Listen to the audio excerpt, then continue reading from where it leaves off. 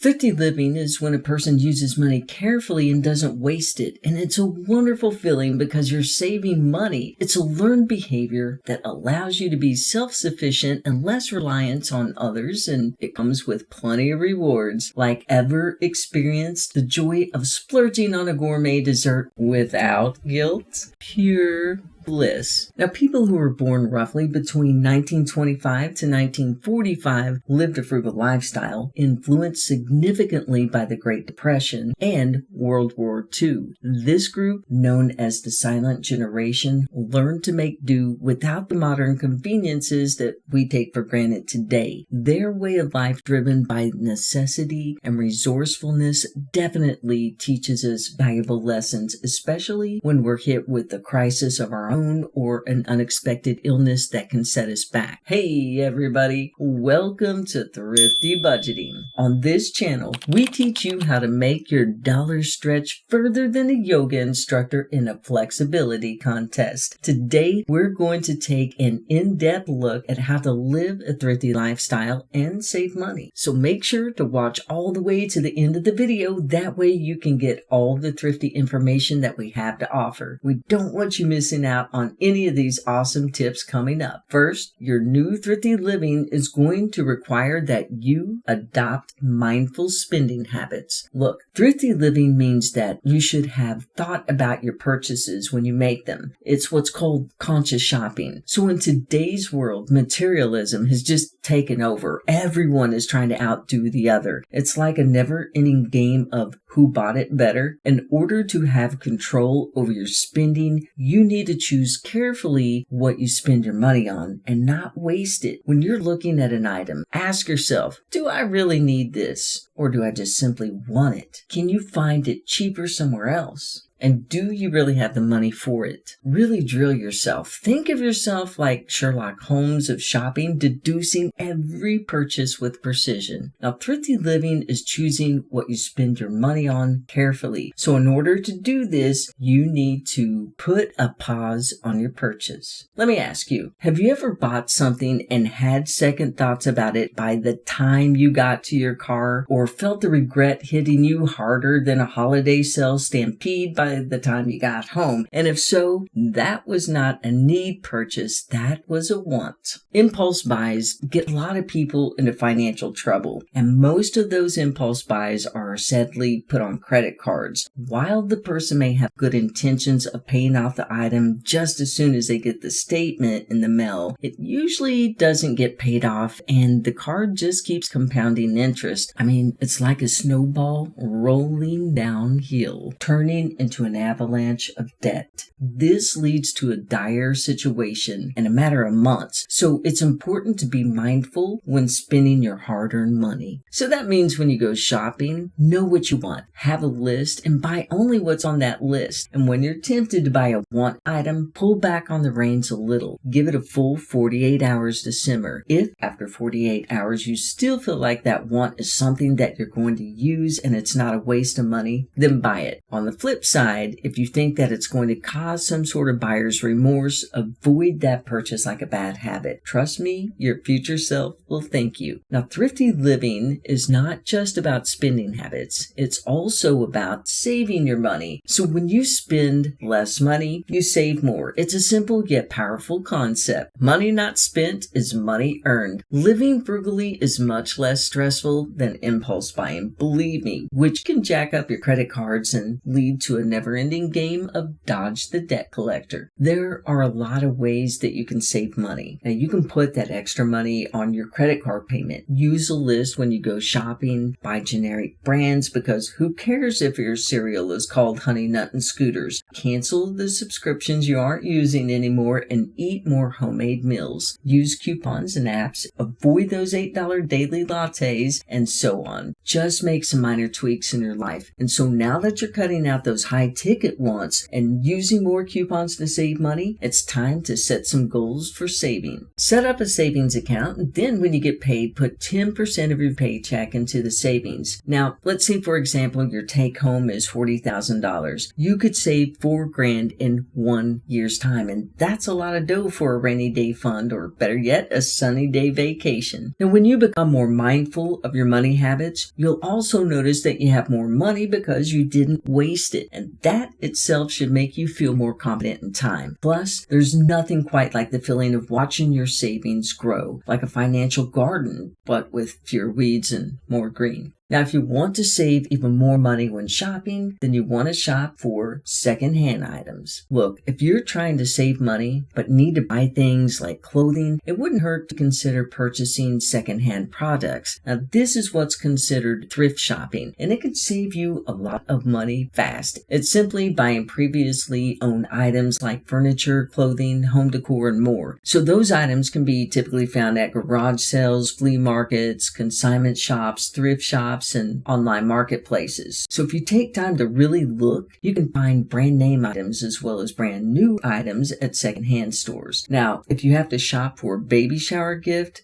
go to a resale shop. People tend to get tons of little outfits for their newborns, and as you know, they grow like a weed and rarely get to wear all of those adorable little outfits that they receive. And when seniors no longer need their clothes, their families will a lot of times donate them to thrift stores. I mean, you'd be surprised at how many brand new shirts and pants end up on the racks because previous owners never really got around to wearing them. And maybe they forgot they had them, or they simply preferred their older favorites. I buy my dad brand new shirts at resale stores all the time, and he loves them. He doesn't care if the tag says Fred's Fashion, just as long as it's comfortable and stylish. Now, thrifting is a really great way that you can save money, but don't forget to check out the sales and clearance items in regular stores. Now, when you really need to actually buy something brand new, then it's best to shop for the sales and clearance items. Now, when you walk into the stores, always look for the big red or yellow sign that screams clearance. Now, keep your eyes peeled because Walmart's clearance markdowns are done the first week of each of the month. Also, they're done twice a year in June and December. Some of the toys are 75% off. That's the perfect time to get a birthday present or a Christmas gift. Now, keep in mind the 75% off in December is after Christmas. Now, when it comes to outdoor and patio items at Walmart, they're usually discounted in the months of June and then again in September. They need to move them out to make room for the fall, winter, and Christmas items. Gotta put clothing on the kiddos? Hey, no problem. Just buy them after season when they're on sale, and be sure to buy the next size up when they grow. When I was little, my mom would buy Wrangler jeans that fit in the waist, and they were 3 sizes too long, and she would roll them up.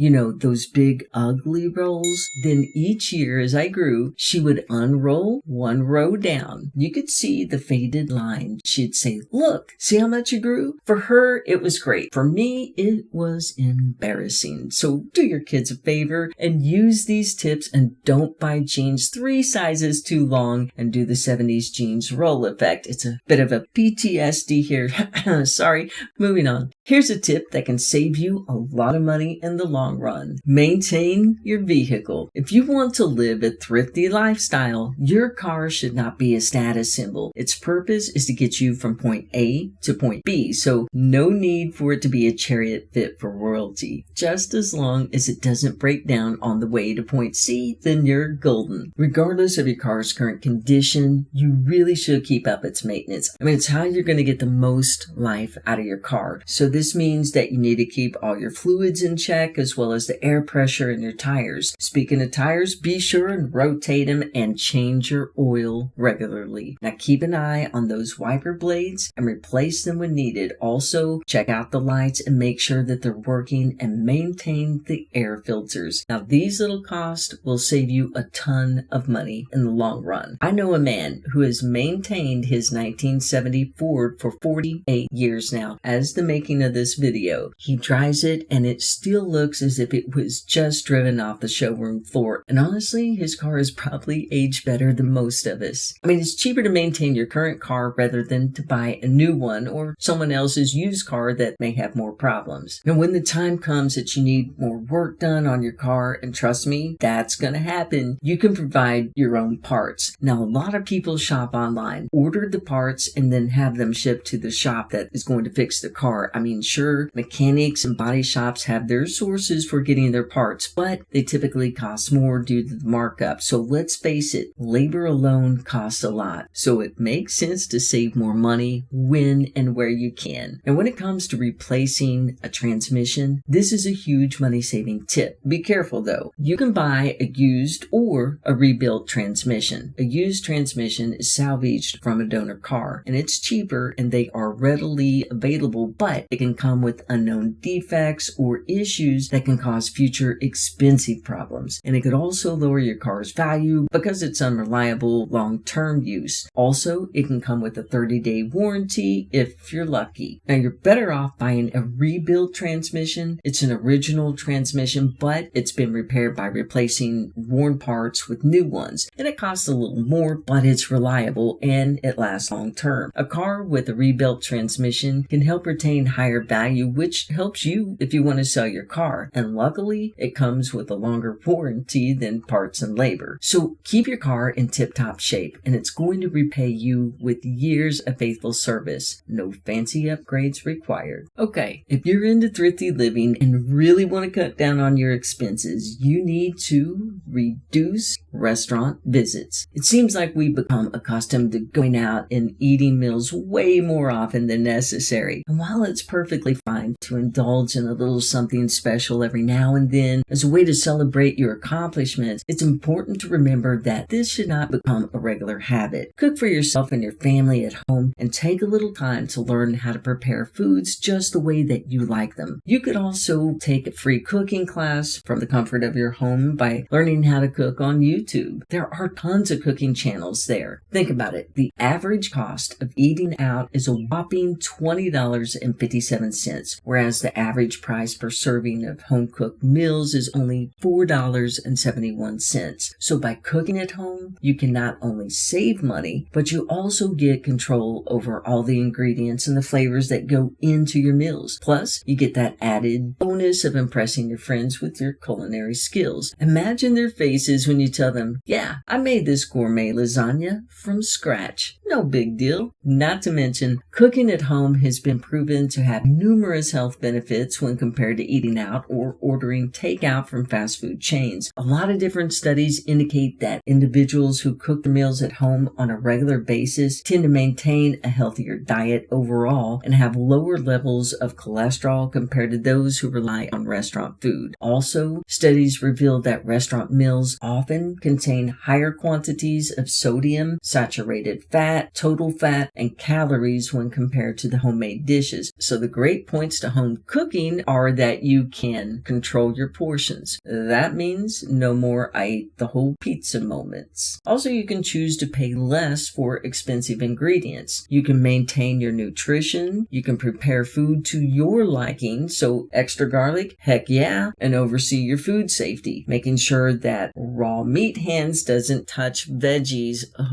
You can learn about food and cooking to expand your skills. So put on that apron and channel your inner chef and start whipping up delicious, budget-friendly meals at home. I mean, your wallet and your waistline is going to thank you. So now that you are saving money on food, try this tip. Start an emergency fund. You won't ever regret having some type of an emergency fund, especially if you have an emergency. Even if you had extra in there, something is better than nothing, because once that emergency hits and you don't have something prepared, you're going to get hurt financially and set back even further. So it's really important the first thing is establish that emergency fund. Look, even if it's hard to get to the amount that you'd like for it to be, start saving now. now. Even if it's just $20 a week, in a year's time, that's $1,040. So set a goal for a decent sized emergency fund. You want it to be a minimum of $1,000. That's going to be a good starting point. So create a savings account for your emergency fund that is untouchable. That $1,000 is just your starting bank. So once you get that grand tucked away, you're going to start building on it. And with each paycheck, take out 10 to 20% and then deposit it into your untouchable savings account. Think of it as your break glass in case of emergency fund, but without the glass breaking part. Don't use that savings account for anything besides emergencies, and make sure that whatever you use it for is really considered a true emergency. If you lost your job, well, that would be an emergency. Needing a new top to wear when going out with friends is not an emergency, no matter how cute it is. If you want your emergency fund to be there when you need it, you need to consistently feed it and respect it by leaving it alone. If you treat it right, it will treat you right when your time of need comes. Think of it like a loyal pet. Nurture it, care for it, and it will be there for you. Ignore it, and well, good luck. And there you go. Some quick and easy thrifty living tips. Try a few and see how much money you can save over the next month, and then let us know in the comments if you have any thrifty budgeting tips to share. We'd love to hear from you and can't wait to see your savings stories. If you're not already, we would love for you to become a part of our thrifty budgeting family. So please be sure and hit that subscribe button and turn on the notification bell. That way you don't miss out on any videos with thrifty budgeting. So let's connect, and I'll see you in the next video. Take care.